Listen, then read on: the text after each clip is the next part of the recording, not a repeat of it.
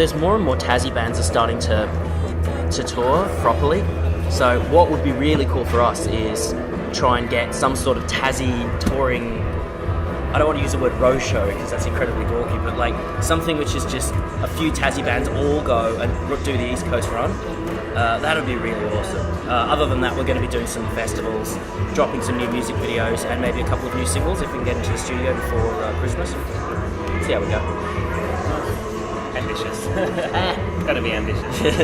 You certainly do, and I mean, these guys just put on a little festival with that kind of same idea, not a travelling roadshow of Perth bands, but certainly, supporting Perth music. I mean, it seems for both of you guys, it's important to be supporting. Now that you're over here and have names for yourselves, it's important to be supporting that local scene and fostering it as much as possible. Oh, absolutely. Like Resound is the thing you're talking about, which AU Review were on board as presenting partners for. But the entire idea of Resound was having like a big outdoor event where it was 8 WA bands, and you make it a free event as well. So it's a matter of getting the punters that may not want to go out to pubs and things like that to come and sit down in an open environment and experience what WA music has to offer, which is a lot. We hope to because we sort of started that idea ourselves with Stefan from Teledex. He also plays guitar in Fame, or another amazing WA punk band. But we hope to do another one of those as soon as we can. Try and do our shows and our launches in a different way, in a bigger way. Hopefully, in a way that will encourage more people to go out and experience what they can. And those bands are great, and they're all our friends, and we're all looking out for each other, and every band's doing their own thing, very much their own thing. It's very good. There's a whole lot of really great WA bands that are coming out at the moment. Foam and the Love Junkies in particular are really starting to find their feet on Australian radio and certainly touring as headlining acts. It's really, really great to see.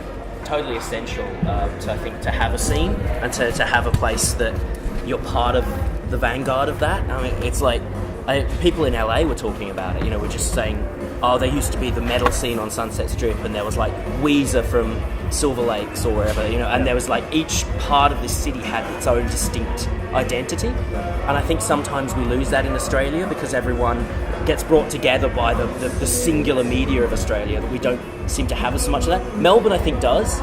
But I think, we need to support it in Tassie, definitely Perth, and Brisbane should probably do it. I think they do with Big Sound. Brisbane do. So it's a lot of there's amazing Tassie bands at the moment, like the Native Cats, Tiger Choir, two of them.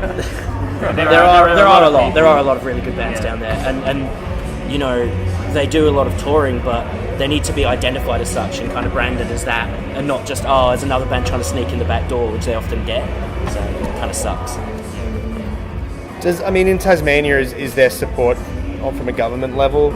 Yeah, totally. Yeah, there are grants to be had, and there is a community down there, but it's hard to kind of translate that to, not so much to get out because we like it in Tasmania, but to get recognition outside. To be taken seriously, I think, because we still live in the shadow of that. It's like you're a Tasmanian band up until the point where you're ready to move to Melbourne. Yeah, almost. yeah, and totally. That's kind of what we don't really like about it.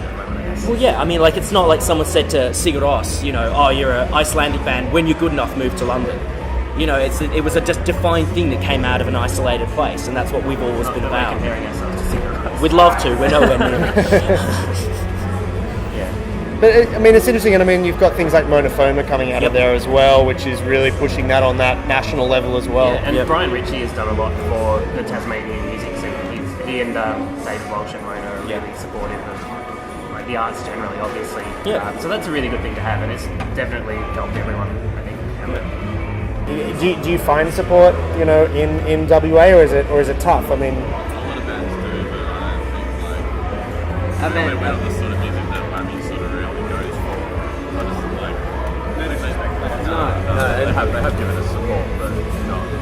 When we had us on the Australian Barbecue, when we did South by Southwest a couple of years ago,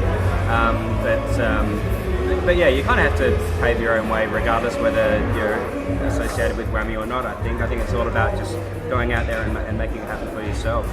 They're a great organisation and put on an awesome weekend. But we're sometimes maybe a little heavy.